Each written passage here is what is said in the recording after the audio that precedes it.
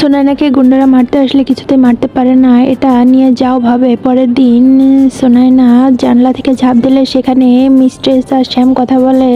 Sam আর মিস্ট্রেসের ঘাড়ে পড়ে। তখন মিস্ট্রেসকে নিয়ে স্যাম তাড়াতাড়ি হসপিটালে যায়। তখনই সেখানে যাও চলে আসে আর বলে চলো আমরা বাড়ি দেখতে যাই।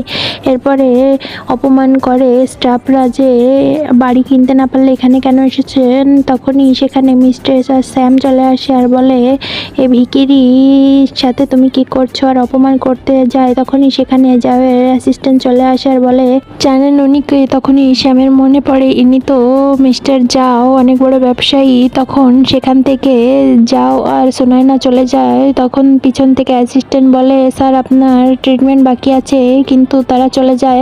সোনাইনা বলে ওরা ভালোই অভিনয় করেছে, আর তুমিও চলো আমরা রেস্টুরেন্টে যাই। আর দুজনে রেস্টুরেন্টে মজা করে খেতে থাকে। এদিকে একজন লোক তাদেরকে লুকিয়ে দেখতে থাকে।